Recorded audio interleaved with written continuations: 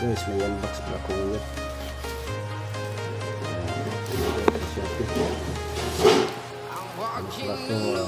Solar charge controller.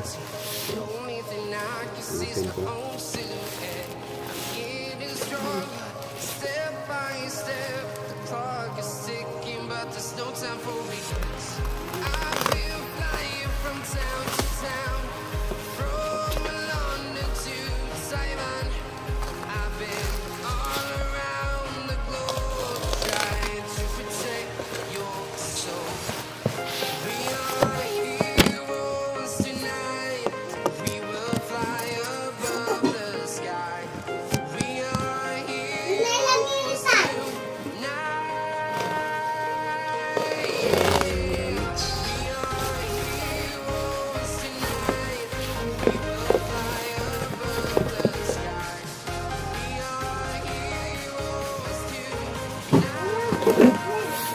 Power in arc pala to. 40 ampere solar charge controller. Natin naman.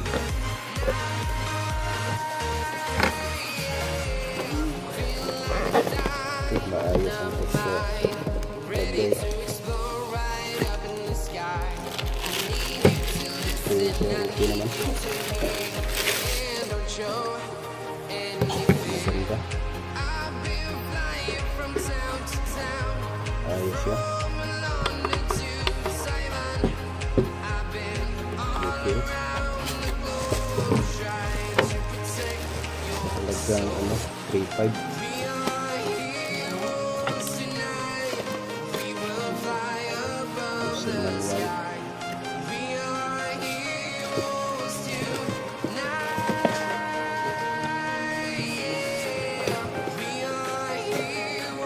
Guys, testing ko mamaya. Tingnan natin ang laman nito guys, kung totoo ba ito na MPPT. Ito pala yung model niya. Powdas Keeper 1240.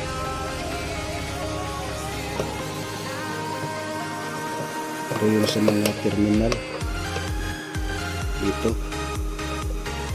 sa PB, sa solar, sa battery, plus minus at sa load. May USB rin siya dito, dalawa. Pwede ka mag-charge dito. Tingnan natin naman.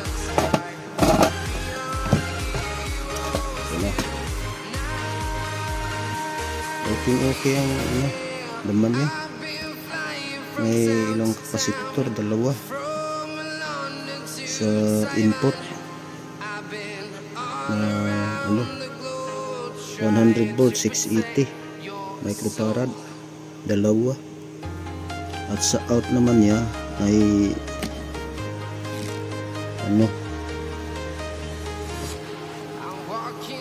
2200 microfarad over 35 volts. Ito para to sa output sa battery, sa charger, sa charge. Ito sa input galing solar panel. Kaya nito ng 20 volts to 100 volts. Pwede ito. Ito yung malalaking niya, dalawang inductor coil. Coil para sa parang back converter.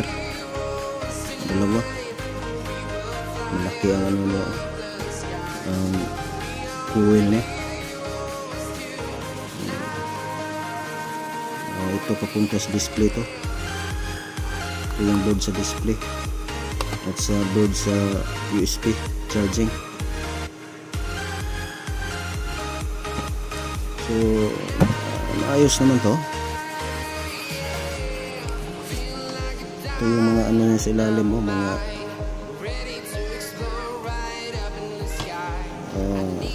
MOSFET driver.